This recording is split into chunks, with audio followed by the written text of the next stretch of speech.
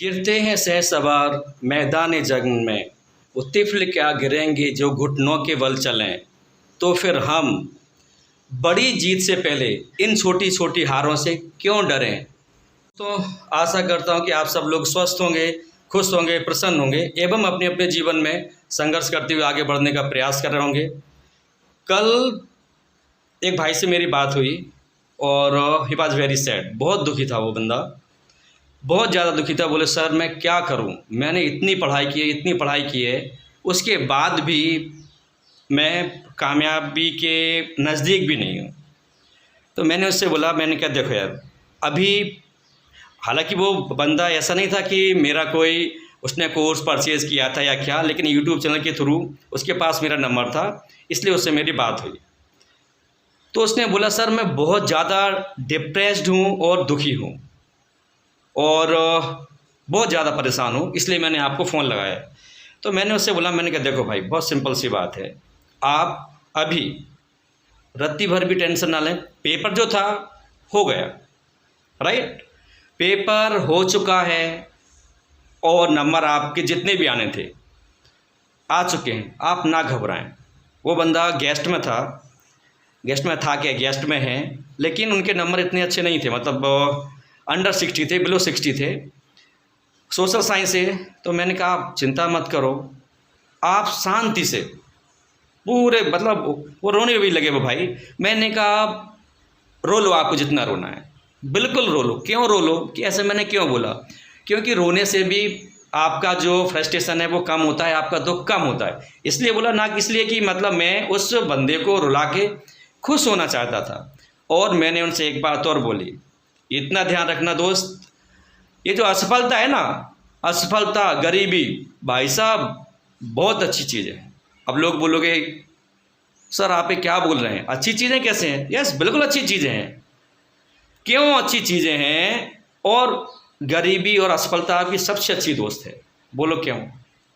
आपने इससे पहले उल्टे ही मतलब इसको दुश्मन बोला होगा कि यार गरीबी सबसे बड़ा दुश्मन है, असफलता सबसे बड़ी दुश्मन है, लेकिन मैं क्या बोल रहा हूँ, ये आपके सबसे अच्छे दोस्त हैं। क्यों? इसलिए मैंने उस बंदे से बोला, मैंने कहा भाई ये गरीबी, ये असफलता आपकी दोस्त है, सबसे अच्छी दोस्त है। इसलिए क्योंकि इस समय, मतलब गरीबी और असफलता के समय, आपके जितने भी मतलबी लोग होते हैं, मतलबी दोस्त होते हैं, सब आपसे दूर हो जाते हैं, राइट। तो ये जो असफलता है, ये जो असफलता का दौर है, ये जो गरीबी है, गरीबी का दौर है, संघर्ष का दौर है, आपके सबसे अच्छे दोस्त हैं। क्यों? क्योंकि ये आपको आपके उन दोस्त नहीं कहना चाहिए, उन दुश्मनों से आपको दूर कर रहा है, उनको पहचानने में मदद कर रहा है जो वास्तव में आपके वेल विशर्स हैं ही नहीं, राइट। और आप उनकी चिंता में ही बिल्कुल डूबे जा रहे हो, जो आपको भी पता है कि ये मेरा दोस्त नहीं है, ये शुभचिंतक नहीं है, लेकिन उसकी बातें, उसके ताने, उसका अपमान आपको परेशान कर देता है। क्यों? क्या कोई वो संघर्ष में आपकी मदद कर रहा था? क्योंकि जो आपके संघर्ष में मदद कर रहा होगा वो आपको हमेशा मदद ही करेगा। सो आप इस संघर्ष के दौर से, इस असफलता के दौर से बिल्कुल ना डरें। ईमानदारी से अपने आप को जज करें कि यार आखिर गलती मुझसे कहाँ हुई है, उन कमियों को दूर करें और कामयाबी पाएं। फिर से कह रहा हूँ, रोना है रो लो, कोई फ़र्क नहीं पड़ता है। रोने से अल्टीमेटली आपके अंदर का जो फ्रस्ट्रेशन वाला है, डर वाला है, दुख वाला गुब्बार है, वो कम हो जाएगा, आप अपने आप को हल्का फील करोगे। और अगर आपके पास कोई ऐसा दोस्त भी हो, आपका कोई ऐसा रिश्तेदार भी हो, ऐसा शुभचिंतक हो कि जिसके सामने जाकर रो सकते हैं, रोइए, कोई फ़र्क नहीं पड़ता। फिर आराम से शांति से एक गिलास पानी पीजिए। आप जिन भी भगवान को मानते हैं उनसे बोलिए कि भगवान मुझसे गलती हुई है, आप आशीर्वाद दो कि इस बार मतलब मैं मेरी कमियों को दूर करके कामयाबी पाऊँ, और आप देखेंगे कि आपको कामयाबी मिलेगी। सो फिर से कह रहा हूँ, चिंता ना करें, ना घबराएं। किसके लिए यार, किसकी चिंता कर रहे हो? जो आप पर हंसने के लिए बैठे हैं ना।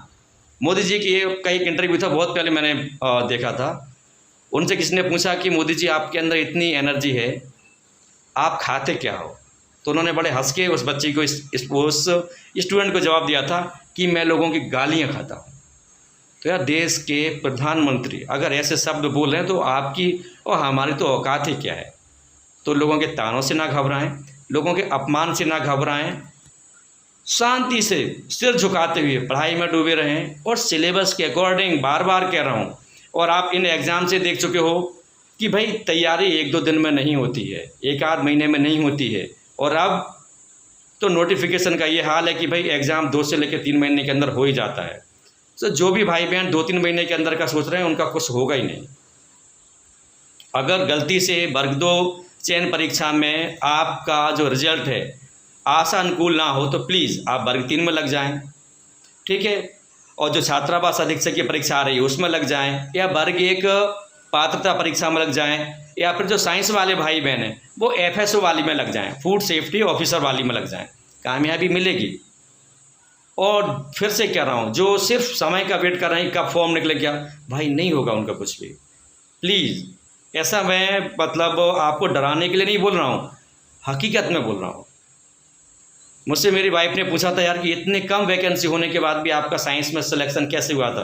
तो मैंने उनसे एक बहुत छोटी सी बात बोली थी कि मैडम मुझे अच्छी तरह पता था कि साइंस में वैकेंसी भले ही कम है, लेकिन चूँकि यह मेरा सब्जेक्ट है और मैं इसको मतलब दिल्ली में भी मैं क्या पढ़ा रहा था, साइंस ही पढ़ा रहा था और हर जगह मैंने साइंस पढ़ाई है।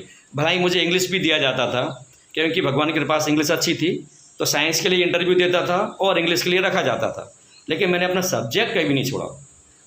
जो भी मैनेजमेंट मुझसे बोला था कि आपके ये पीरियड इंग्लिश की, बोलता था यस मैं पढ़ाऊँगा, लेकिन मुझे मेरा इंग्लिश का साइंस का पीरियड भी चाहिए, भला ही वो आप एक्स्ट्रा में काम करवा लो मुझसे। तो साइंस को भी मैंने जुनून की हद तक समय दिया है।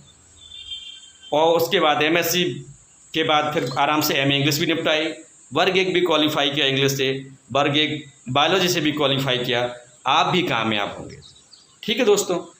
सो अपने आप पर ध्यान रखें, और अगर आप मुझ पर भरोसा कर सकते हैं कि मैं आपको प्राथमिक शिक्षक चयन परीक्षा में, छात्रावास अधीक्षक पात्रता परीक्षा और चयन परीक्षा में, और वर्ग 1 इंग्लिश पात्रता परीक्षा और चयन, अगर आप मुझ पर भरोसा कर सकते हैं कि मैं आपको प्राथमिक शिक्षक चयन परीक्षा में, छात्रावास अधीक्षक पात्रता परीक्षा और चयन परीक्षा में, और वर्ग 1 इंग्लिश पात्रता परीक्षा और चयन परीक्षा में सफल बनाने में योगदान दे सकता हूं, तो आप प्ले स्टोर पर जाएं और जो मेरा जो ऐप है DR सर, इस ऐप को डाउनलोड करें और उस पर अपने पसंद का कोर्स परचेज़ करें।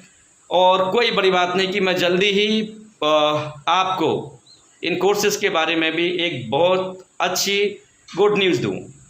अभी तक के लिए इतना ही।